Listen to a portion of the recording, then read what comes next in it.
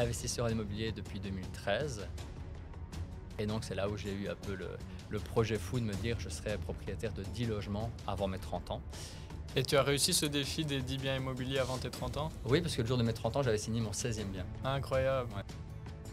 Et moi, je dirais que j'ai construit une villa à Ubud. Mes amis diraient que j'ai construit un hôtel. C'est vrai que la villa est beaucoup plus grande que ce que j'imaginais. Donc, c'est une villa prévue pour 16 personnes. Donc, c'est déjà un gros bébé. Puis finalement, c'est pas très cher à construire. Moi, sur un projet comme ma villa, ça m'est revenu à 525 000 euros. Tout fini. Un tour du monde, déjà, ça coûte cher. Beaucoup plus cher que ce qu'on peut voir dans certains blogs des couples là, qui partent et qui mangent 2 bananes par semaine.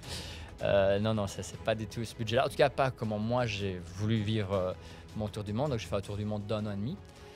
J'ai fait plein de trucs. Enfin, c'était vraiment incroyable. Je me suis absolument rien refusé. Belle histoire, les gars. Il faut vraiment continuer à écouter ce podcast jusqu'à la fin. Je pense que ça va être peut-être intéressant. Ouais, c'est ça. Salut à tous et bienvenue dans ce nouvel épisode.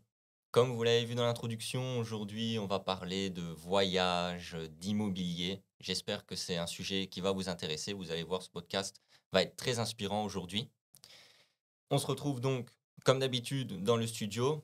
Je tiens à remercier UFM pour le prêt de ce studio qui nous prête gentiment. Si vous voulez écouter la radio, c'est le 106.9. Comme ça, si vous êtes en voiture, vous n'en avez rien à faire. Vous pouvez écouter cette radio et en même temps, peut-être le podcast si vous écoutez en voiture. Donc voilà, comme ça c'est fait, je ferme cette parenthèse. Et on est prêt pour débuter ce nouvel épisode. Bonjour Mathéo, bonjour Laurent. Bonjour. J'espère que tu vas bien. En pleine forme, comme d'habitude. Magnifique, j'ai hâte d'entendre ton parcours aujourd'hui. Est-ce que tu serais te présenter en quelques phrases? Alors, Laurent Schmitz, donc je suis liégeois, 35 ans maintenant. Investisseur en immobilier depuis 2013. Donc ça remonte déjà, moi j'avais l'air si jeune. Voilà, j'ai eu l'opportunité d'investir dans plein de choses. Le fait d'avoir beaucoup investi m'a permis également de coacher des gens.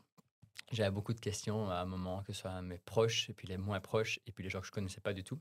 Et donc j'étais un des premiers en Belgique à faire des séminaires sur l'immobilier, à former les gens. Et mon slogan, c'était l'immobilier accessible à tous. Et là maintenant, voilà, ça fait depuis 2019, donc quelques années que je fais ça. Et donc voilà, un investisseur passionné. Et d'où te vient cette passion justement? Alors, elle a commencé un petit peu par hasard. Donc moi, je suis pas du tout fils d'entrepreneur, fils de personnes qui étaient dans l'immobilier. C'est venu un peu par hasard parce que je n'étais pas très bon à l'école. Et donc, j'ai voulu un peu trouver un échappatoire. Et je suis arrivé un peu par hasard dans l'immobilier. À la base, je voulais acheter un bien pour démontrer que c'était possible de devenir propriétaire. Parce qu'à l'époque, on me disait, soit tu te maries, c'est que tu réussis ta vie, soit tu fais de l'immobilier, soit tu crées une société et tout ça. J'avais ni envie de me marier, ni envie de créer une entreprise, et encore moins de devenir parent. Et donc, j'ai acheté mon premier bien immobilier qui était déjà en location. Et là, il y a une pièce qui est tombée où je me suis dit, c'est bizarre, mon premier bien immobilier me rapporte de l'argent par rapport à mon crédit. Donc, mon loyer était supérieur à mon crédit. Et là, je me suis dit, écoute, je suis pas le plus intelligent, j'ai pas de diplôme et de ça, mais je suis loin d'être con. Et si je fais la même opération 10 fois, ça remplace mon salaire actuel. Donc, j'étais indépendant, je vendais des assurances au téléphone.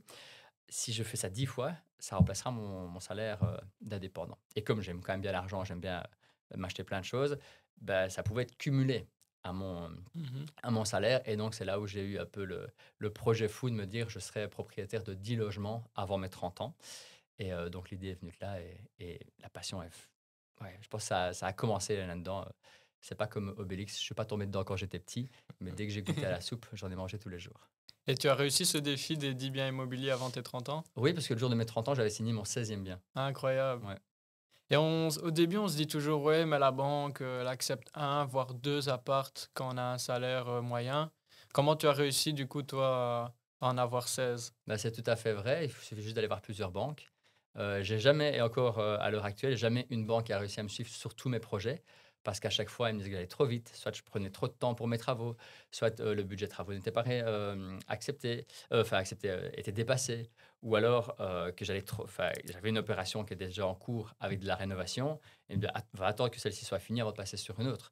Sauf que dès que tu fais un petit peu d'immobilier, c'est assez lent. Quand tu visites un bien et que je l'achète, il y a quand même plus ou moins 4 à 6 mois avant de devenir réellement propriétaire. Et donc, j'avais largement le temps de terminer mes travaux dans l'autre bien. Et donc, j'étais fait à chaque fois le tour des banques. Et chaque fois qu'une banque me disait non, j'ai dit OK, pourquoi? C'était toujours important. Je voulais savoir le pourquoi on me refusait le crédit. Et après, j'adaptais mon discours, j'adaptais mon histoire pour la nouvelle banque, et ainsi de suite. Et donc là, maintenant, je suis client dans 5 banques différentes et j'ai des dossiers un petit peu partout.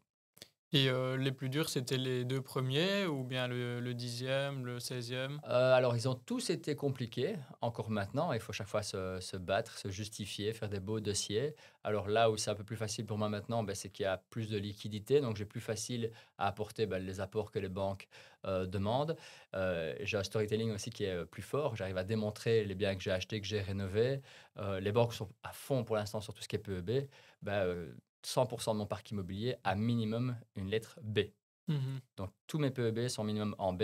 Et donc, quand je me démontre aux banques qui doutent encore, c'est de plus en plus rare, mais ça peut encore arriver, j'ai regardé, j'ai acheté cette maison en PEB G. Voici les travaux que j'ai fait dedans. Voici Mmh. le Mmh. PEB B maintenant. Vous voyez les photos avant, après, la valeur achetée, la valeur après travaux. Et là, souvent, ça permet de débloquer certains dossiers. La toute première maison, ce qui a été le plus difficile, c'est d'acheter quand j'étais jeune indépendant. J'avais Mmh. que 3 mois derrière moi et vraiment pas beaucoup d'argent en poche, juste suffisamment pour payer les frais de notaire. Mmh. Et donc, j'avais fait croire que j'allais habiter dedans, ce qui m'a permis d'avoir un crédit plus élevé. Et puis, ça a été compliqué aussi le premier bien que j'ai acheté en société, parce que la société n'avait pas de liquidité, donc j'ai dû prêter de l'argent à la boîte. Enfin, il n'y a pas un projet où je me suis dit, ah, c'est passé, c'était facile. À chaque fois, il faut faire un dossier, et plus tu grossis, plus les banques ont peur. Récemment, j'ai dû, par exemple, faire un électrocardiogramme, donc ça veut dire faire du vélo et tout, analyser mon corps pour être certain que j'étais en bonne santé, parce que les banques maintenant commencent à parler de Mmh. gros sous et donc veulent être certains que je sois en parfaite santé. Donc j'ai fait quasiment les tests de sportif pour voir où j'en étais, et ça va Trop fort. très bien. C'est fou ça. Et pourquoi ils font des tests alors pour savoir si tu es en bonne santé Parce que les données qu'ils prêtent de l'argent, et c'est dès que tu dépasses les millions, des millions d'emprunts, les banques, surtout les assurances, hein, veulent se couvrir que tu sois en bonne santé pour pas qu'il t'arrive quelque chose dans 2 ans et qu'elles doivent, entre guillemets, solder tous tes crédits, et que tes héritiers se retrouvent avec tout un parc immobilier totalement payé, parce que ce seraient les grandes perdantes. Et donc maintenant, à chaque fois, c'est pas la première fois que ça arrive, les banques disent OK, on est prêt à vous suivre pour le projet, à condition que vous preniez une assurance en cas de décès. Et l'assurance dit à condition que vous fassiez tous les tests pour être certain que vous soyez en bonne santé. Trop Ouais, ok, fort. c'est fou. Et principalement, les maisons que tu as achetées, ton parc immobilier, c'est des maisons qui ont déjà été toutes faites. Donc, tu arrives, tu te dis, ah, elle est bien, je vais la prendre, il n'y a pas de travaux à faire. Ou généralement, tu les rénoves. Je rénove quasiment 100% des biens que j'achète. Dans tout mon parc immobilier, en Belgique en tout cas, je n'ai acheté qu'un seul bien neuf Hmm. d'un promoteur, une nouvelle construction. C'est le bien où j'habite, c'est un appartement. Tout le reste, je n'ai acheté que des bâtiments à rénover. Alors des fois, c'est plus de rénovation, peinture, mettre une nouvelle cuisine et mettre l'électricité aux normes. Et des fois, c'est on rase tout, quasiment, on garde les Mmh. 4 murs, on change les châssis, la toiture, on refait l'isolation, on fait l'électricité, on remet des nouvelles chaudières. En fait, tout est refait. C'est vraiment du cas par cas. Ouais. Donc vraiment, dans ma vie d'investisseur hors Belgique, en tout cas, parce que j'ai également investi à l'étranger, je n'ai acheté qu'un seul bien neuf. Et pour la petite histoire, c'est parce que c'est pas du tout rentable d'acheter un bien neuf. Là, j'habite dans un appartement que j'ai acheté qui n'est absolument pas rentable en locatif. Et donc, si on veut enchaîner, on n'a pas d'autre choix que d'acheter des biens à rénover pour faire le plus de cash flow et le plus de bénéfices possible. Mmh. Et j'ai entendu que tu parlais de société. Tu as créé une société immobilière, c'est ça? J'en ai plusieurs maintenant. T'en Ouais. as plusieurs? Là, je suis à la tête de 5 sociétés maintenant. Et encore une fois, pareil, j'avais créé une première société immobilière que je comptais faire tous mes projets avec. Mmh. Sauf qu'encore une fois, les banques disent, ben non, monsieur Schmitz, vous allez trop vite. D'abord, on termine le premier projet pour après enchaîner sur le deuxième. Les opportunités viennent, j'en profite. Et donc, je dis, ben, ça va pas le faire. Et donc, quand j'en parle avec mon comptable, qu'est-ce que je peux faire pour un petit peu contourner tout ça? Ben, écoute, tu crées une deuxième société, il y a moyen de faire Mmh. ceci, puis une troisième, et puis ainsi de suite. Puis j'ai racheté récemment une société immobilière qui avait déjà un gros parc immobilier dedans. Et voilà, me voilà à la tête aujourd'hui de 5 sociétés. C'est une belle histoire, les gars. Il faut vraiment continuer à écouter ce podcast jusqu'à la fin. Je pense que ça va être peut-être intéressant. Ouais, c'est ça. Et une autre question, du coup, c'était ton activité principale ou complémentaire avec cette société immobilière? Au tout début pardon, en 2012, c'était donc c'est le premier que j'ai acheté, c'était en privé, donc j'avais pas du tout de Mmh. société, j'avais rien du tout. J'étais jeune indépendant et je vendais des assurances par téléphone, puis j'allais en rendez-vous. Ça a duré pendant 3 ans. Et puis je me suis mis directement en société, et là j'ai fait un secteur qui est complètement, enfin, qui a rien à voir. J'ai lancé Love Shop. Je sais pas si vous voyez ce que c'est qu'un love shop. Je vois. J'ai vu dans ton ouais. regard que tu vois Ouais, très ouais, bien je ce vois que plus ou c'était, moins. mais que tu ne pouvais pas Bah, faire comme si tu connaissais. Il y a le nom, ça aide un Voilà, peu. le Love Shop. Et donc, ça, c'était une activité aussi que j'avais en complémentaire à l'époque, que je faisais même comme étudiant pour gagner un peu d'argent et que j'ai lancé vraiment en full time. Donc, j'ai ouvert un premier magasin. Puis, j'ai eu 3 magasins. Enfin, il y a eu des magasins également en franchise. Donc, en tout, il y a eu 4 magasins. Un seul dans lequel je travaillais qui était à Liège. Et c'est une société que j'ai gardée jusqu'à l'année passée, donc jusqu'en 2024. Et là, j'ai revendu la société. Et là, alors, j'étais, on va dire, vendeur, gestionnaire, patron, parce que j'avais également des employés. Et j'ai géré ça vraiment en parallèle. Et la première société immobilière, comme ça on y revient, c'était en 2021, qui était également liée avec le commerce de Love Shop. C'est là que j'ai pu faire un premier achat. Et puis, ça s'est enchaîné. Puis, j'ai cédé avec une autre société qui me faisait que de l'immobilier achat-revente. Puis, j'ai créé une autre société qui maintenant fait que de l'achat patrimonial, donc des biens qui ne sont pas prévus à la revente, pour voilà, faire grossir la société. Puis, ça a continué. Et tu as appris comment investir dans l'immobilier parce qu'il faut quand même s'y connaître un peu avant de créer une société immobilière et tout. Ben, alors, pour créer une société immobilière, il faut s'y connaître un petit peu. Par contre, pour acheter un premier bien immobilier, il ne faut pas forcément s'y connaître. Moi, quand j'ai acheté la première maison que j'ai totalement rénovée, dans laquelle il y avait déjà une locataire, j'ai tout appris en achetant le bien. Ben, j'ai Mhm. acheté une maison déjà avec une locataire, donc j'ai découvert ce que c'était qu'un bail. J'ai découvert également un petit peu les côtés moins drôles, c'était de mettre fin au bail, mais finalement, je n'ai pas respecté les délais prévus. Donc la locataire m'a porté au tribunal, donc j'ai découvert ce que c'était que d'être devant un juge à devoir me justifier. J'ai commencé des travaux, je ne savais pas non plus ce que c'était. Je me suis fait avoir par un entrepreneur qui a respecté rien de ses devis. Donc tout ça l'un dans l'autre, j'ai appris la connaissance sur le terrain et c'est ce que je conseillerais à tout le monde de faire. Alors heureusement, j'ai commencé avec une toute petite maison complètement pourrie. J'avais pas créé 300 000 euros sur le dos. Et donc, c'est une maison qui, au jour d'aujourd'hui, ça coûterait moins de 100 000 euros à acheter. Donc, c'est une charge de crédit qui est quand même pas énorme. Mhm. Et je conseillerais à la personne qui est un petit peu ric-rac de ne jamais acheter de voiture neuve, mais plutôt d'acheter une maison qui serait plus ou moins la même charge de crédit mensuelle et la rénover peut-être à son rythme pour plus tard la mettre en location. Et donc, j'ai appris l'immobilier, entre guillemets, par moi-même. J'ai appris à carreler par YouTube. J'ai appris à tout faire. Je sais faire des cloisons. J'ai placé des cabines de douche. Maintenant, je fais plus ça. Maintenant, je mets des vraies douches en dur, en carrelage, limite des douches à étanine qui sont vachement plus jolies. Mais au début, je savais pas faire ça. Et donc, je passais vraiment par apprendre. Je prenais tous les petits fascicules qu'il y avait chez Brico pour apprendre à faire, à placer à OSC suspendu, des choses comme ça. Trop bien. Franchement, il faut s'y intéresser, mais tout est accessible, encore plus maintenant avec les réseaux sociaux Mhm. et Internet. Et à l'époque, je suivais certaines vidéos qui étaient faites par, de mémoire, c'était Castorama.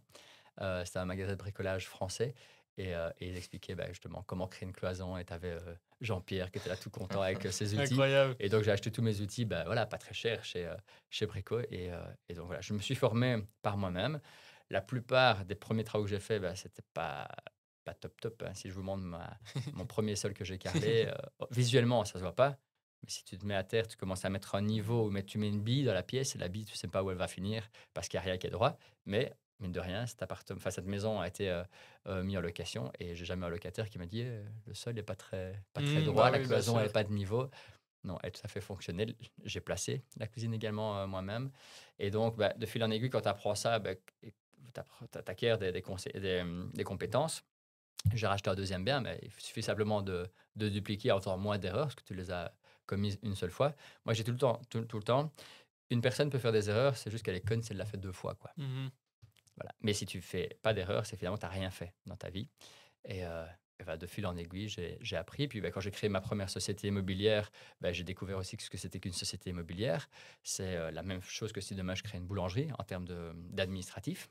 Et puis j'ai découvert ce que c'était que de faire un dossier bancaire pour une société immobilière. Là, c'est un petit peu différent, mais on apprend. On se forme, entre guillemets, sur le terrain. Je déconseillerais à tout le monde de lire 50 livres sur comment créer une société parce que Mhm. ça va te saouler, tu vas rien comprendre.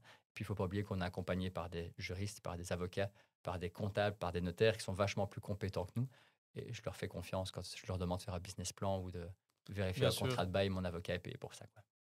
Et du coup, pourquoi créer une société immobilière selon toi? Alors, à un moment, si tu veux faire de l'immobilier, mais en plus grosse quantité, en plus gros volume, tu n'as pas le choix. Parce que, par Mhm. exemple, se faire un achat-revente, tu vas être taxé sur la plus-value. Tu as tout intérêt à le mettre en société parce qu'en privé, tu ne peux pas le faire. Alors, tu pourrais le faire une fois, mais Il vaut mieux directement se mettre en société. Donc, à partir du moment où tu veux que ça devienne un métier ou une activité vraiment lucrative, c'est comme n'importe quelle activité. Si demain tu vends 2, 3 croissants dans ta cave à des voisins, pas de problème. Si demain tu veux vivre de la vente de tes croissants et de tes pains au chocolat, tu as intérêt à C'est ouvrir ça. une société, d'ouvrir une boulangerie, sinon ça risque à un moment de coincer au niveau fiscal. Et donc, c'est là tout naturellement que l'idée de la société est arrivée. Et parce que, mine de rien, on commençait à me bloquer en privé. On me disait, ben voilà, monsieur Schmitz, vous êtes trop rapide dans Mhm. vos opérations. Par contre, si vous créez une société immobilière, alors là, peut-être qu'on vous suivrait. Ah, peut-être qu'on me suivrait, Le ben ok, déclic. je vais prendre ça. Et donc, j'achetais en société, en privé, en société, en privé. Franchement, c'est ultra inspirant d'entendre tout ça. Mhm. Parce que pour nous, des jeunes, on arrive dans le moment où, dans quelques années, on va devoir commencer à investir. Peut-être que certains investissent déjà. Donc, c'est vraiment intéressant de Vous avez quel connaître âge tous les ça. deux pour comprendre? Moi, À peu j'ai près 20 ans. 20 ans? 21. 21. Ben toi, ça faisait, à ton âge, je faisais déjà du business depuis 5 ans. Ouais, Et toi, donc, depuis 4 ans. En fait, j'ai mon tout premier business qui m'a rapporté de l'argent, c'est quand j'étais en internat. À l'époque, j'étais dans une école d'équitation. Donc oui, j'ai fini dans une école d'équitation parce que j'étais un anti-scolaire. Et mes parents m'ont dit, il aime bien les chevaux. Il aime pas l'école, mais si on va le mettre dans une incroyable. école avec les chevaux, peut-être que ça valait. Ça a été. Puis je me suis quand même viré. Enfin, tout ça pour dire que j'étais en internat parce que c'est loin de chez mes parents. Et mon tout premier business, c'était de vendre des Tux, des Mars, des Twix et tout ça dans mon internat. Alors, je ne sais plus combien ça me rapportait exactement, mais en tout cas, ça me permettait de vivre vachement mieux que mes potes. Dès que j'ai pu acheter mon premier scooter, j'ai acheté mon premier scooter. Donc, à votre âge, vous avez tout à fait la possibilité déjà de lancer un business, Mhm, même s'il n'est mhm. pas ultra rentable. Ouais, il y a plein de choses en plus maintenant avec ce qu'il y a sur Internet et tout. Il y a moyen de faire vraiment, vraiment beaucoup de business. Ouais, ouais, c'est sûr. Faut juste oser se lancer. Il faut Et... oser se lancer et prendre le moins de risques possible. Mais je pense qu'à votre âge, vous êtes toujours chez vos parents. Donc, Mhm. le plus gros risque que vous avez, c'est de rester chez eux un peu plus longtemps. Ouais, Vous n'avez pas de charge de crédit, vous n'avez pas d'enfants. C'est pas demain qu'on va venir vous saisir la voiture ou la maison. Donc, le plus gros risque que vous prenez, c'est de se lancer, de réussir, quoi. ouais, je suis Mhm. totalement d'accord. C'est ce qu'on essaie de faire, c'est inspirer les gens à se lancer, des jeunes qui veulent entreprendre. Donc, avec des messages comme le tien, ça va permettre à des jeunes d'oser se lancer et c'est ce qu'on veut vraiment. C'est pour ça que je suis là aujourd'hui. Voilà, c'est ça. Magnifique. Et je te propose de passer à notre premier jeu. Parfait. Du coup, c'est le meilleur et le pire sur l'immobilier. OK. Pour la première question, je vais te demander quel est le meilleur deal immobilier que tu aies jamais fait. Je dirais 100% des biens que j'ai faits sont les meilleurs deals que j'ai jamais faits, sinon je ne les aurais pas faits. Mais si je dois en garder un en tête, c'est un immeuble que j'ai à Liège, que j'ai encore dans mon parc immobilier. C'est un bâtiment avec tous les plus gros problèmes qui pourraient faire peur à beaucoup de monde. Déjà, il faut savoir que l'agent immobilier qui me le propose, elle n'est pas à l'aise de le mettre sur immeuble à l'époque parce qu'elle se dit, voilà, tous les locataires n'ouvrent pas les portes quand on visite. Il y a une infraction urbanistique au rez-de-chaussée. D'après elle, il fallait tout rénover, tout refaire. Enfin, il y avait des centaines et des centaines de milliers de travaux. Sur chaque appartement, il y avait une pièce sur le palier qui était détachée de l'appartement. Et avant de visiter, donc on parle 10 minutes devant, elle me dit voilà, il y a des locataires qui ne payent plus, il y a des locataires qui vont probablement pas ouvrir la porte, il y a des locataires qui ont tellement abîmé l'appartement qu'il faut vraiment tout refaire, il y a la chambre sur le palier, on ne sait pas quoi en faire, c'est un bureau, c'est une chambre, on ne sait pas trop. Le rez-de-chaussée, c'est un appartement, sauf que depuis 13 ans, c'est en infraction urbanistique. En fait, c'est un commerce, le locataire ne veut pas partir, et en fait, il a repris le bail de son papa qui est décédé. Enfin, elle me vend un truc où je dis mais tu as vraiment envie que je rentre dans cet immeuble ou pas? Mais bon, l'immeuble c'est un gros bâtiment de 4 appartements et un commerce. Je me dis, je vais quand même le visiter, je suis quand même là, je ne vais pas perdre mon temps. Et en fait, en le visitant, tous les problèmes qu'elle m'a donnés, pour moi, devenaient vraiment des gros, gros avantages. L'appartement qui était au rez-de-chaussée était un appartement, une chambre. Ben, effectivement, j'ai expulsé le locataire derrière parce qu'il était là illégalement, parce qu'il a repris un bail qui était pas le sien. Euh, le commerce est loué 2 fois et demi plus cher le prix que le locataire payait pour son appartement. Entre-temps, les appartements, j'ai fait des colocations dans 3 des 4 appartements. La chambre sur le palier est devenue une vraie chambre. Et comme c'est des colocations, ça ne dérange pas. Et certains, limite, choisissent mes appartements parce que le fait d'avoir une chambre sur le palier, ils trouvent ça vachement plus pratique. Et s'ils doivent faire la fête et tout ça, c'est plus simple. Et finalement, j'ai fait tous les travaux pendant le Covid. Donc, tout le monde était un peu confiné chez soi. Moi, je m'étais fait moi-même un propre papier en disant, voilà, j'autorise mon employé. Enfin, c'est pas légal ce que j'ai fait, mais en tout cas, je me suis jamais fait contrôler et c'est passé. Et ça me permettait d'aller travailler sur mon chantier. Et donc, j'ai fait les travaux en un peu moins d'1 an. C'est un immeuble, pour parler en termes de chiffres, que j'avais payé 285 000 euros. grosse bâtisse et qui maintenant est estimée à 840 000 euros. Mhm. Ok. Et pour un budget de travaux en dessous de 100 000 euros, enfin proche des 100 000 euros maintenant, et tous les appartements maintenant sont en B. Le commerce est loué depuis le début au même locataire qui a pas envie de partir, qui est vraiment ultra bien placé. Donc je pense que mon meilleur deal en immobilier, pardon, c'est celui-là. Et le pire, du coup? Et le pire investissement que j'ai fait, est-ce que j'ai un pire investissement que j'ai fait? Bonne question. Ouais, pire, c'est peut-être un gros mot. Ouais, c'est ça. Mais oui, j'ai on peut-être va un dire, pire, ouais. Un que j'ai ouais. acheté en société. Donc j'ai une société également avec un associé avec qui j'ai fait Imo Academy. On a acheté un bien en sortant de notre zone. Donc nous, on achète principalement à Liège centre, vraiment dans le Grand Liège. Et là, on a été sur Verviers. On nous a proposé un bien, un peu dans le même cas de figure, infraction urbanistique, locataire qui paye plus. Quand on a acheté un appartement qu'on n'a pas pu visiter, parce que le locataire n'ouvrait pas. Et en plus de ça, on avait eu des petits nuisibles très sympas comme des souris, des cafards. Enfin, vraiment un cocktail incroyable, ça donne vraiment envie. Et on avait vraiment touché pas cher et on s'est dit, bah, OK, on régularise tout. Et ça va être, entre guillemets, une petite pépite immobilière. On va faire une grosse plus-value dessus. Ça va se vendre facilement parce qu'on a fait des petits comparatifs, comme on fait toujours sur Imweb et d'autres plateformes pour voir combien ça se vendait. Sauf que là, il y a un paramètre qu'on a mal géré, parce qu'on ne connaissait pas la situation.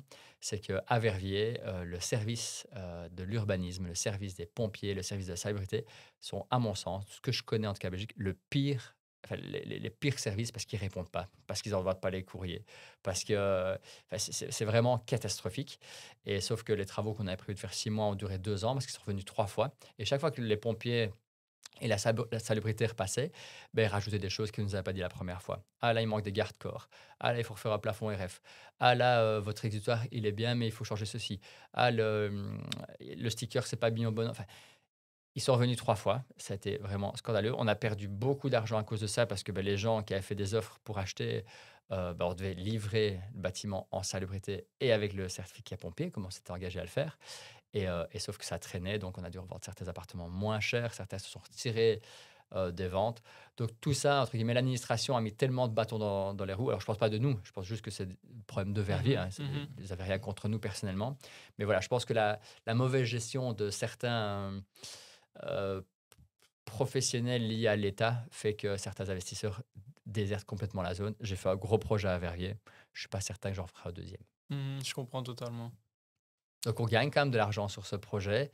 Je dirais quand même un petit 100 000 150 000 euros de moins que prévu, ce qui est quand même pas mal sur un deal.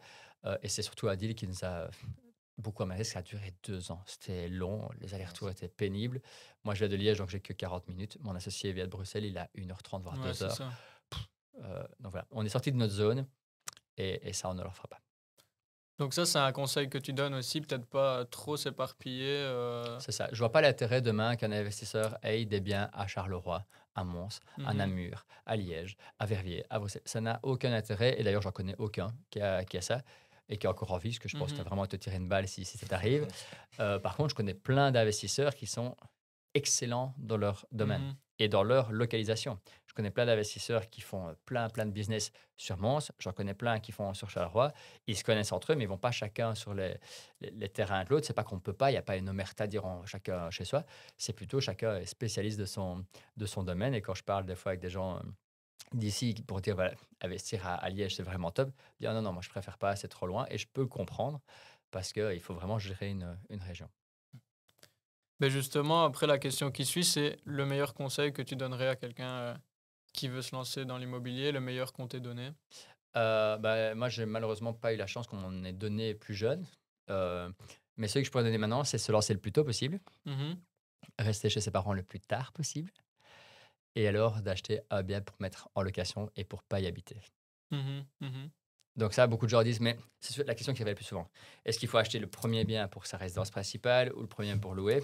Il y a un calcul qui est pas très compliqué à faire. Si tu achètes le premier bien pour habiter, tu risquerais d'être bloqué pour les 5, 6, 7 prochaines années. Si tu gagnes 2 000 euros par mois et que ton premier bien que tu achètes te coûte 800 euros par mois de crédit, il te reste aux yeux des banques 1 200 euros par mois. Ça va être difficile de racheter un bien qui va probablement te recoûter 500, 700, 800, 900, 1 000 euros par mois quand la banque voit qu'il te reste déjà que 1 200. euros par mois. 1 200 euros par mois, c'est pas suffisant pour vivre. Mhm. C'est en dessous du seuil minimum de pauvreté du reste à vivre. Donc, la banque va pas te financer. À l'inverse, le même salaire, tu as 2 000 euros par mois, tu empruntes 800 euros pour acheter un premier bien que tu vas rénover, que tu vas mettre en location. Ce bien, s'il est mis en location, s'il est mis en colocation, qu'il est bien géré, va probablement t'amener 1000, 1100, 1200. Je te rappelle, tu as 2000 euros plus 1200, tu as 3200 euros de rentrée pour des sorties à 800. Et là, tu peux racheter un deuxième bien. Mhm. Et puis, c'est parti. Soit tu achètes le deuxième pour habiter, et alors là, tu te retrouves directement être un peu plus bloqué, tu restes encore chez tes parents. Soit alors, tu es parti. Et, moi, j'avais quitté de chez mes parents avec le deuxième bien que j'avais acheté. Donc, on était en couple. Puis, on s'est séparés après 6 mois, après 6 ans de relation. Voilà, c'est la vie. Et alors là, ben, j'ai eu l'intelligence, j'allais dire ça parce que je pense que c'est une forme d'intelligence, de dire plutôt que de garder la maison tout seul, où c'est une charge financière assez importante, je retourne chez mes parents, je la mets en location. Et donc, Mhm. d'un bien qui me coûtait de l'argent, ça a été un bien qui me rapportait de l'argent. Et alors, je me suis arrangé avec mon ex pour lui racheter sa part plus tard. Donc, ça, vraiment, pour ça, c'était vraiment super cool. Et donc, j'ai eu un locataire dedans, alors que j'étais toujours en Mhm. copropriétaire, on va dire, avec mon ex. Et ça a duré, je pense, 1 an et demi, puis j'ai pu racheter la part. Et grâce à ça, je suis retourné vivre chez mes parents. J'avais un cash flow positif. Et puis, j'ai pu racheter un troisième et un quatrième bien. Et puis, c'était parti. Et j'ai quitté de chez mes parents à 29 ans. Mm. Donc, beaucoup de gens disaient, c'est bizarre, le mec, c'est un peu un Tanguy. Il vit encore chez ses parents et dit qu'il est multipropriétaire. Mais pour moi, c'est un des secrets, c'était de rester le plus longtemps possible chez ses parents. Mhm. Mais du Mhm. coup, si je peux ouvrir une parenthèse, parce qu'il y a des gens qui ont peur de louer à d'autres personnes qui ne connaissent pas, par peur qu'ils ne paient plus le loyer. Et c'est un gros frein dans l'immobilier pour des particuliers Mhm. et qui s'attardent vraiment sur ce point. Qu'est-ce que tu pourrais leur dire là-dessus? Est-ce Alors, que je c'est laisse. si Ouais. difficile que ça de, par exemple, mettre quelqu'un dehors ou quoi? Non, alors c'est pas si compliqué, c'est un peu long, c'est lent. On est en Belgique, tout est lent dès que ça touche l'administration. Et à l'époque, j'avais fait un séminaire et c'est une question qui revenait souvent. Je me dis, je vais quand même me renseigner parce que j'ai aucune idée des statistiques. Et alors, les statistiques que j'avais trouvées, c'était qu'il y avait 97% des locataires qui ne posent jamais de problème. Alors, par problème, ça comprend les loyers à payer, les dégradations et le fait d'avoir quelqu'un qui pose un problème dans l'appartement ou dans la maison. Donc, j'ai envie de te dire, 97% des locataires ne posent pas de problème. Si ton premier locataire pose des problèmes, il fait partie des 3% et tu n'as vraiment pas de chance. Je touche du bois depuis 2015, j'ai pas un seul loyer impayé. Et je dois avoir maintenant une cinquantaine de locataires. J'ai pas un seul loyer impayé. Alors, est-ce que j'ai des retards de loyer? Ça peut arriver. Et là, j'appelle directement le locataire ou l'agence de gestion, ce que je délègue de plus en plus à des agences de gestion, appelle directement le locataire. Pourquoi? Bah écoutez, j'ai perdu mon travail. OK. Alors là, il paye par tranche. Et donc, ce que je pourrais conseiller vraiment à tout le monde, c'est d'être proche de ses locataires. Moi, je ne loue jamais, jamais à des gens que je connais. C'est avec eux que tu auras le plus de problèmes. Parce que oui, mais tu sais, j'ai Mhm. perdu ma femme. Ah oui, tu sais, je m'en fous en fait. Je n'ai pas à savoir. Ta vie privée, c'est ta vie privée. À toi à gérer ton loyer. Parce que, ah, bah, tu sais, moi aussi, bah, j'aurais te mettre dehors. Non, ça ne fonctionne pas comme ça. Et franchement, ça se passe super bien. Il faut être assez strict. Il faut avoir le feeling. Moi, je dis, c'est comme quand tu achètes un bien. En fait, c'est comme un rendez-vous Tinder. Quand tu vas à un rendez-vous avec ton locataire, alors faut pas du tout le draguer, hein, c'est pas ça que je suis en train de dire. Mais s'il n'y a pas le feeling, il y a un truc qui passe pas. Tu sais très bien que c'est un rendez-vous un peu foireux. Va pas plus loin. Commence pas la ramener. Non, ça, je vous tiens au courant. Et en fait, tu ne tiens pas au courant ou tu dis finalement c'est pas vous, ce sera quelqu'un d'autre. Et je pense qu'il vaut mieux des fois avoir un logement vide pendant 2 mois plutôt qu'avoir un locataire où tu as le premier qui est venu, qui a dit OK, je prends le loyer, qui va te verser les cautions super rapidement, qui veut bien les amener en cash, ce qui ne se fait plus du tout. C'est avec ce genre de problème, avec ce genre de personnes que tu risquerais d'avoir des problèmes. Et vraiment, dans tous les gens que j'ai autour de moi, honnêtement, allez, 2 fois par an, j'entends ah oui, j'ai dû aller devant le juge de paix pour expulser un locataire. Mais dans la majorité des cas, ça se passe bien. Il faut toujours écouter son instinct, c'est aussi important. C'est pas pour rien qu'on a des intuitions, C'est ça. je pense. Et il Donc, faut se garder aussi à l'idée que faire de l'immobilier, c'est comparable à une activité professionnelle, mhm, mhm. à faire quelque chose. Donc, je ne peux pas dire aujourd'hui que j'ai jamais de problème dans mes biens immobiliers. Tout le temps. Des fois, on m'a appelé parce qu'il y a une chaudière qui est en panne. Une fois, il y a la porte qui ferme plus alors que c'est une porte sécurisée qui a été placée il y a 6 mois. Qu'est-ce qu'il y a d'autre? Une fois, ce qui est le plus courant, c'est les dégâts des eaux, hein. Je crois que je dois avoir une dizaine par an. Après, il y a du volume derrière en termes de biens, donc c'est mathématique.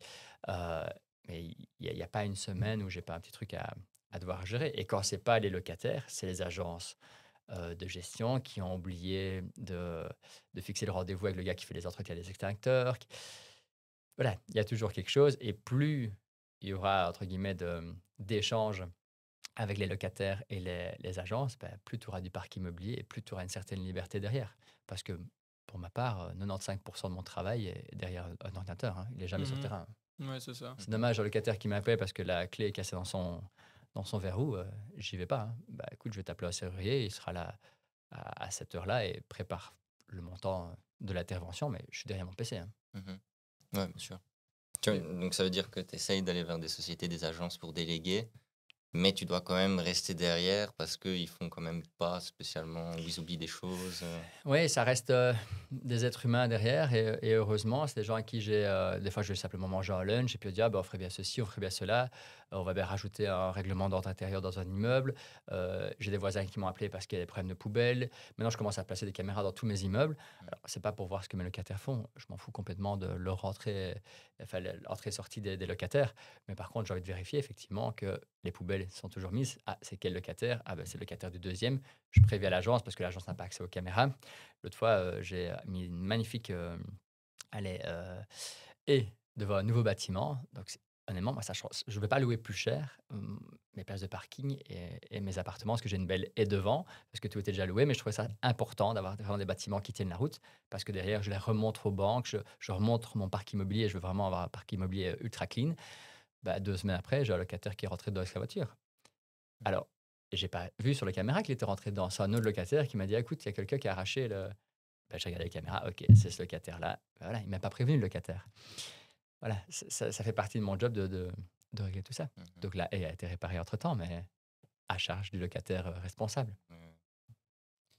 Et j'ai vu que tu avais fait un tour du monde aussi. Ouais, Faut j'ai en eu la parler. chance. Ça fait un projet que j'avais depuis très longtemps, à 8 ans. Sauf qu'à un tour du monde, bah, déjà, ça coûte cher, Mhm. beaucoup plus cher que ce qu'on peut voir dans certains blogs des couples là, qui partent et qui Ouais. mangent 2 bananes par semaine. Non, non, c'est pas du tout ce budget-là. En tout cas, pas comment moi j'ai voulu Mhm. vivre mon tour du monde. Donc, j'ai fait un tour du monde d'1 an et demi. J'ai fait plein de trucs. Enfin, c'était vraiment incroyable. Je me suis absolument rien refusé. Et c'était ouais, s- un projet de vie, un rêve, vraiment, je ne vais pas dire un rêve de gosse, mais un rêve de jeune adulte de le faire. J'ai pu le faire. J'ai pas réussi à m'arrêter d'investir, donc j'ai continué à acheter de l'immobilier depuis l'étranger et ça Mhm. m'a aussi appris à devenir, enfin, à déléguer de plus en plus. Et j'ai acheté des biens que j'avais juste visités une fois. Quand je suis revenu, les travaux étaient finis, c'était mis en location. Je me suis dit, waouh, c'est quand même puissant l'immobilier. Je n'ai jamais délégué la partie visite. J'étais des gens qui ont visité pour moi et puis dès qu'il y avait un intérêt, moi je visitais derrière pour être certain qu'il y avait ce feeling justement que tu peux pas partager avec quelqu'un d'autre. Mais oui, j'ai acheté un bien que j'ai visité une fois. Je suis rentré 8 mois après et le bâtiment était travaux finis, tout était réglé, les actes étaient passés, parce que je passe tous les actes à distance maintenant. Et, heu et ça, c'est puissant, je trouve, pour l'immobilier. Ce que je n'avais pas quand j'avais, bah, mon autre société avec des employés où il fallait quand même être présent, être certain que Mhm. Mhm. tout fonctionne. Et donc voilà, donc ce tour du monde était, incroyable et je suis quand même très content de rentrer parce que j'ai pas d'échappatoire, c'est pas je voulais pas fuir quelque chose. Et là, je suis rentré et je suis très bien. On est très bien en Belgique, hein. Franchement, c'est en voyageant qu'on se rend compte à quel point on est bien en Belgique, même si des fois il fait un peu gris et qu'il pleut un peu. Totalement. Mhm. Moi, j'adore aller dans d'autres pays. Je suis un grand fan de voyage. Mais quand je reviens en Belgique, je suis quand même content. Je me dis qu'on est quand même bien au final. Mmh. Parce qu'on crache toujours sur... Enfin, on crache toujours. La plupart des gens crachent souvent sur leur pays, en Europe. Mais au Mmh. final, quand on va en Thaïlande, au Vietnam, on se rend compte que on est quand même bien chez nous, quoi. La qualité de vie est quand même géniale. Ouais, c'est clair. Il suffit simplement de parler. Moi, je me rappelle avoir parlé avec des Australiens, des Américains sur le chômage, qui est un Mhm. mot qui n'est pas dans leur dictionnaire à eux. Mhm. Il y a pas de Mhm. chômage, rien de tout ça. Et quand je dis, bah oui, tu peux être étudiant, avoir fini tes études, tu fais une petite année de stage tranquille, et puis tu peux toucher au chômage et être chômeur toute ta vie. Ils disent, mais c'est pas possible, comment est-ce que vous autorisez ça? Mais comment est-ce que le gouvernement peut permettre Mhm. ça? Et effectivement, j'ai dit, écoute, moi, je suis pas du tout pour ce genre de truc, mais ça existe en Belgique. Demain, tu vas à l'hôpital, bah, tes soins de santé sont quasiment tout est pris en charge. Tu vas chez le médecin, tu vas payer 5 6 euros, tout le reste va être pris en charge par ta mutuelle. Ben, là, une fois, j'ai été simplement chez un médecin généraliste, donc ça c'est au Canada, parce que je commence à avoir une plaque dans l'arrière du dos, une plaque, je n'ai pas d'allergie, on n'a jamais su finalement ce que c'était. Ça m'a coûté 300 dollars. Ouais, c'est ça. Et là, tu dis, Ah ouais, d'accord. Ouais. Et c'est comme ça. Si tu n'as pas les assurances que tu payes ultra cher, c'est vraiment la blinde. Et puis, on a fait certains pays où il faisait vraiment très chaud, 42 degrés des fois au Laos.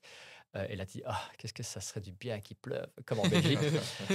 Et puis, bah oui, on a été en Polynésie française aussi, où des fois, Wow. tu vas simplement manger, je pense, genre steak frites et tout ça, et que tu payes 45 balles ton truc. Tu dis, oula, c'est chaud quand même. Si tu veux un peu de poisson, c'est un petit peu moins cher. Tu veux faire du jet ski, 1 heure et demie de jet ski, c'est 275 €. Mm. Tu dis, mais en fait, c'était pas si cher que ça en Espagne quand tu payais 65 €.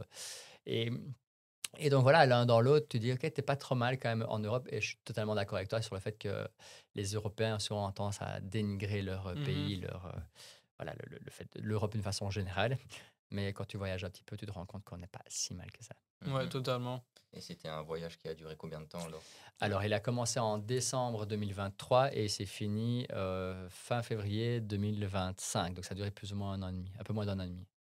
Incroyable. Ouais. Et ton top 3 des pays Ah, préférés? top 3 des pays préférés. Bah, en fait, j'ai vraiment adoré tous les pays, sauf personnellement le Laos parce qu'il faisait trop chaud et à un moment, c'était plus possible. On a tellement eu chaud qu'on s'est dit: «Est-ce qu'on n'irait pas à Bali?» On est reparti, Ouais. à Bali. Sinon, dans le top 3, celui qui m'a le plus, vraiment choqué par le volume, par les paysages, Nouvelle-Zélande qu'on a fait en camping-car. Donc on a vraiment fait, du nord, au sud, du pays. C'est vraiment, vraiment dingue, ça a vraiment dormir un peu à la belle étoile dans un gros camping-car familial pour 7 personnes Mhm. qui était disproportionné pour nous 2. Mais ça, c'était vraiment bien. Le pays le plus, beau que j'ai vu, c'est la Polynésie française. On a nagé Mhm. avec les baleines, j'étais à 1 mètre d'une raie mentale, la baleine, elle était à 4 mètres de moi, et en même temps, j'étais malade parce que voilà, c'était en pleine mer, j'étais en train de vomir et il y avait une baleine qui passait juste devant. C'est vraiment des souvenirs de fou. Et alors le pays, moi, c'est mon coup de cœur depuis, maintenant 3 4 ans, bah, c'est Bali. Mhm. Bali, je trouve que c'est le très bon équilibre entre qualité de vie, le coût de la vie, hein, ça coûte rien du tout. À Bali, le salaire moyen, c'est 250 €. Donc, quand tu arrives et que tu es un petit occidental qui a pas mal de sous, bah, tu peux vraiment, vraiment très bien vivre sans forcément faire des excès. La qualité du climat, les gens, tout est bien. Par contre, je ne me vois pas vivre à Bali. Là, j'ai Mhm. fait 2 mois j'ai fait janvier et février à Bali cette année. C'est bien, mais à un moment, quand même, c'est bien d'être relaxé, d'avoir un massage tous les jours à 7 €. Mais bon, t'as pas de cinéma, t'as pas de Mhm. bowling, t'as très Mhm. peu de discothèques, t'as très peu d'endroits pour sortir, hormis les trucs très touristiques. Donc voilà, moi, je me vois bien faire 2 3 mois à Bali par an, mais pas forcément plus. Mhm. Mais l'énergie à Bali, j'ai eu la chance d'y aller également. C'est vraiment un endroit magique, vraiment, surtout Ubud. J'ai en Mm. plus vu que tu avais construit, si je me trompe pas, une villa à Ubud, c'est ça? Ouais, moi, je dirais que j'ai construit une villa à Ubud. Mes amis diraient que j'ai construit un hôtel. Mhm. C'est vrai que la villa est beaucoup plus grande que ce que j'imaginais. Donc, c'est une villa prévue pour 16 personnes. Donc, c'est déjà un gros bébé. C'est une villa qui a pris plus ou moins 2 ans, 2 ans et demi à être construite, le temps de trouver le terrain, le temps de faire la construction et tout ça. Donc là, elle a été livrée justement le 17 février. Donc j'ai vécu dedans pendant 10 jours avec les amis. Et c'est un projet, encore une fois, que j'aurais jamais cru possible il y a quelques années. Et puis, bah, de fil en aiguille, on m'a dit pourquoi pas t'investirais pas là-bas. Et puis j'étais sur place avec mon associé qui est vraiment l'intellectuel de notre duo, à vraiment un petit peu tout chercher. Et c'est vrai que c'est incroyable. La villa maintenant est finie. Elle a pris plus ou moins, on va dire, 35-40% de valeur sur le prix d'achat et la valeur qu'elle pourrait être revendue maintenant. C'est une villa qui a été construite plus pour m'assurer une petite pension supplémentaire maintenant. Euh, donc ouais, elle est vraiment dingue. J'ai un cinéma dedans, j'ai une piscine de 90 mètres carrés, j'ai un wellness, j'ai une salle de sport. La hauteur sous plafond du salon, c'est 7 mètres. Euh, je n'ai pas ce genre de villa Mhm. en Belgique Mhm. parce que c'est une villa, je pense, qui coûterait facilement 3 4 millions d'euros. Mhm. On est deux, c'est peut-être un petit peu disproportionné, quoi. Mais pourquoi avoir choisi Bali précisément et Ubud? Alors pourquoi Bali au bout? Bah, Bali parce que dès que j'y suis allé la première fois, il y a eu ce coup de cœur sur l'atmosphère, la vibe qu'il y avait, Mhm. tout ça. Et Ubud parce qu'on a trouvé un promoteur très sérieux qui construit là-bas. Et puis finalement, bah, c'est pas très cher à construire. Moi, sur un projet comme ma villa, ça m'est revenu à 525 000 €, tout fini, avec la petite cuillère, en fait, vraiment tout terminé, luminaire et tout. Euh, et je sais pas, ouais, au bout de moi, c'est vraiment un des endroits que je préfère, à Bali, parce qu'il y a d'autres villes qui sont beaucoup plus, occidentales, on va dire ça, mais quand je vais à Bali, j'y vais pas pour avoir les mêmes Mhm. habitudes que j'ai, ici, ici en Belgique ou ici en Europe. Et donc, je préfère un peu la vie un peu plus cool là-bas avec les encens dans les rues, les petites musiques un peu partout. Je sais pas ce qu'ils jouent, mais bon, c'est les musiques traditionnelles balinaises. Et donc, voilà pourquoi j'ai choisi Ubud. Mais c'est pas vraiment un investissement pour y aller, Mhm. parce que si même j'y vais avec des amis, hormis si j'ai 16 amis qui sont prêts à se libérer en même temps, ce qui est plutôt compliqué, ça va bien qu'il va être loué en Airbnb à l'année. Tu peux le louer, enfin, ça va être à la journée, mais toute l'année, ce sera sur Airbnb. Et sauf une fois, peut-être pour un mariage d'un ami ou quelque chose, on va la bloquer. Mais d'une façon générale, si je vais à Bali, je préfère louer une petite villa, une, deux chambres avec petite piscine privée que d'avoir une villa Mhm. Oui, avec bien 90 sûr. mètres carrés de Bien sûr. piscine qui est disproportionnée, quoi. Moi, je pense qu'il y aura quand même pas mal de personnes qui vont quand même louer ce genre Ah oui, je suis Entre convaincu que potes. choses. moi, elle va avoir un taux Ouais, de voilà, remplissage à entre potes. 80-90%. Surtout que j'ai appris par la société de gestion, donc c'est la plus grosse société de gestion à Bali, que c'est la seule villa 16 personnes qu'ils ont dans leur portefeuille Mhm. sur Ubud. Donc, c'est vraiment pas mal. S'il y a un mariage, s'il y a une retraite yoga, des choses comme ça pourrait très très bien se louer. Elle a été conçue en plus pour être avec celle de mon associé qui a acheté lui le terrain à côté, qui a construit une villa aussi à côté pour lui 12 personnes. Donc à nous deux, on peut réunir 28 personnes, donc c'est un produit unique sur Bali, sur Ubud. Donc croisons les doigts, elle va être mise en Ouais, bien location, sûr, donc à fond. Trop bien. on verra la suite de tout ça. Et c'est toi qui gères le compte Airbnb ou tu as délégué à une agence sur place? Comme en Belgique, j'ai même plus qu'en Belgique, là, j'ai tout délégué, hormis la partie plan, où là, j'ai dessiné ça avec les architectes, où j'ai un peu amené les pattes que je voulais mettre Mhm. dedans en termes de touches de déco et tout. Mais sinon, tout est 100% géré. Il y a un majordome qui a été engagé à temps plein pour la villa. Il y a une femme de ménage qui a été engagée pour 3 villas, donc c'est dans un genre de petit complexe. Et il y a un pisciniste qui passe une fois tous les 2 jours. Tout ça est dans le package, entre guillemets, avec l'agence que j'ai choisi, qui se gave bien, qui vraiment, vraiment gagne très, très, très, très bien Mhm. sa vie, hein, mais qui derrière me permet d'être totalement neutre. J'ai Mhm. accès à toutes les réservations si je veux, mais c'est pas moi qui échange avec le Mhm. locataire. Mhm. C'est pas moi qui va aller ouvrir la porte à 2 heures du matin. C'est le mec rentre bourré qui a plus ses clés. Non, ça va jamais me contacter et le gars sera jamais que je suis propriétaire de cette Mhm. villa. Mhm. Trop bien. Et c'est vrai qu'on n'est plus propriétaire à Bali après, je sais plus ou moins 30 ans. On n'est jamais On propriétaire. n'est jamais En propriétaire. Indonésie, d'une façon générale, quand tu n'es pas indonésien ou que tu n'es pas marié à quelqu'un qui est de là-bas, tu n'es jamais propriétaire. Donc moi, j'ai loué mon terrain pour 51 ans, 52 ans, non 51 ans. Et donc, après 51 ans, soit je renégocie avec Mhm. le propriétaire terrien, soit ça devient sa propriété. Moi, c'est un investissement. À 51 ans, j'aurai 80 ans passés. Elle sera sûrement revendue d'ici là. Donc, Ouais, Oh, voilà. punaise, c'est fou ça. Parce Je que savais pas du tout. ouais, ça c'est fou. Ça veut dire que si après tu ne renouvelles pas, le gars aura la villa que toi tu as créée. c'est ça. C'est ça? Avec quand même le risque qu'il n'aura pas forcément les moyens de l'entretenir. Mhm. Et Mhm. donc, il aura tout intérêt à peut-être relouer le terrain à un autre propriétaire occidental ou américain. Ah, punaise. Et ils ont pas peur que ce soit enfin, que les gens soient réticents à investir à Bali, du coup. Au contraire, ils sont l'Indonésie de façon générale. Donc déjà, l'Indonésie, contrairement à ce qu'on peut croire, c'est pas un pays pauvre. Enfin, Mhm. c'est Mhm. pas du tout. C'est vraiment c'est des plus grosses puissances et richesses mondiales. Et c'est des gens qui poussent à fond pour que Bali se développe. Je ne Mhm. sais plus les chiffres en termes de clients, de touristes, mais il faudrait faire du x3, x4. Ils sont en train de réfléchir à faire un énorme train, à faire un deuxième aéroport sur l'île. Enfin, l'île est vraiment, je sais pas, 3% de sa capacité de développement. Et ensuite, regardez Mhm. la carte sur Google. Effectivement, il y a une grosse ville très animée où il y a une population de dingue, où il y a des fois 1 heure de scooter pour faire 3 kilomètres. Je pense à Canggu, là, c'est vraiment Mhm. catastrophique. Mhm. Mais par contre, si tu dézoomes, et tu vois quand même que le reste de l'île, en fait, il y a 85% qui est totalement désert, vide, c'est la jungle, il n'y a rien. Donc, il faut juste que d'autres endroits se C'est ça. développent. Et ça, c'est vraiment le projet là-bas. Ben, moi, j'ai été à Munduk, un coin encore un petit peu méconnu des touristes à Bali. Il y avait personne, aucun touriste, aucune file. On était le seul scooter du Ouais, village, j'avais l'impression, mais c'était c'est ça. incroyable. Et les gens disent bonjour, et les gens sont C'est contents de te ça. voir. Tu manges super bien, c'est pas cher. Tu as vraiment une qualité de vie qui est dingue. Ouais, totalement. Et avant de passer au petit jeu de Mathéo, je voulais Ouais, te demander, est-ce que tu as connu l'expérience Bali Belly du coup? Parce qu'on en Ah, entend alors que souvent parler. l'expérience Bali Belly, pour ceux qui savent pas ce que c'est que tu es malade et quand tu vomis, tu chies, tu fais tout ce qui est possible dans ton corps, tu décèdes, mais en étant vivant. Moi, je ne l'ai pas eu, mais donc j'ai plein d'amis qui sont venus pendant janvier-février. Et ouais, il y en a quelques-uns qui l'ont bien chopé, qu'on mettait gentiment à l'écart. Et non, moi, je ne l'ai pas encore chopé. Et pourtant, j'y suis allé déjà 4 5 fois, donc non. Tu connais l'anecdote spirituelle qu'il y a derrière le Bali Belly? Ah non. Parce que scientifiquement, on dit c'est parce que tu as ingéré un microbe avec l'eau, les glaçons, les crudités, les fruits.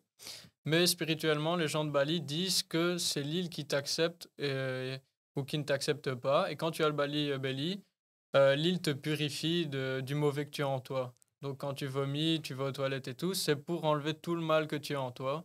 Donc ça, c'est la petite anecdote spirituelle. Les balignés sont très forts hein, Ouais.